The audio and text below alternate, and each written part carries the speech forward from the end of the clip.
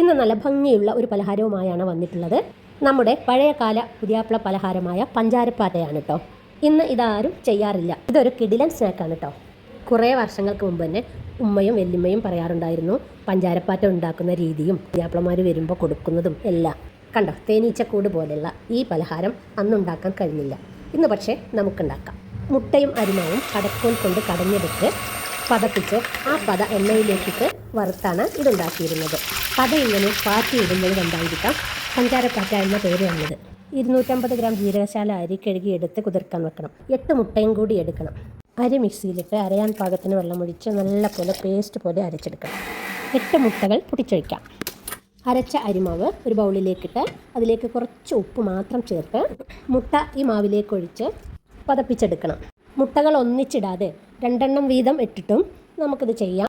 പതഞ്ഞു വന്ന ഈ ബബിൾസും പതകളും ഒരു ബൗളിലേക്ക് കോരിയെടുക്കാം. പത അമർന്നു പോകുന്നതിന് മുമ്പ് തന്നെ ഇത് ചുട്ടെടുക്കേണ്ടതാണ്. കുഴിയുള്ള അധികം വട്ടമില്ലാത്ത പാൻ വെച്ച് എണ്ണയൊഴിക്കുക. പാത്രത്തിൻ്റെ പകുതിയോളമെങ്കിലും ഓയിൽ ഒഴിച്ചു കൊടുക്കണം.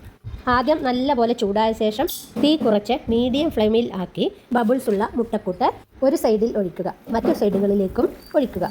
എത്ര തവികൾ ഒഴിച്ചാലും അത് കൂടിച്ചേർന്നിരിക്കും. എല്ലാ ഭാഗത്തും ഒഴിച്ചു കൊടുക്കാം. തനിയെ പരന്ന് കിട്ടും. എത്ര ലെയർ വേണമെങ്കിലും നമുക്കൊഴിക്കാം.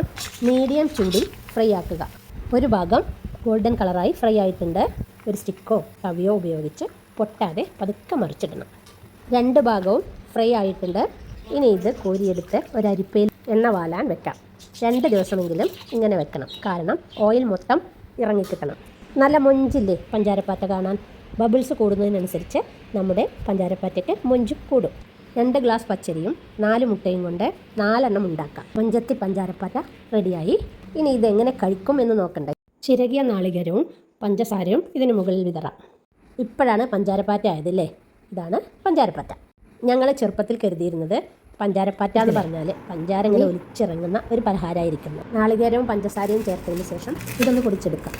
ഇനി പഴവും കൂടി ചേർത്ത് കുഴക്കാം. മൈസൂർ പഴമാണ് ശരിക്കും വേണ്ടത്. നമുക്ക് കിട്ടിയത് റോബസ്റ്റാണ് കേട്ടോ. പണ്ടത്തെ പുതിയാപ്ലമാരുടെ ഒരു ഭാഗ്യേ. ഈ പഞ്ചാരപ്പാറ്റയുടെ മുഴുവൻ വീഡിയോയും 1000 ലീഫ് നാച്ചുറൽസ് ചാനലിലുണ്ട്.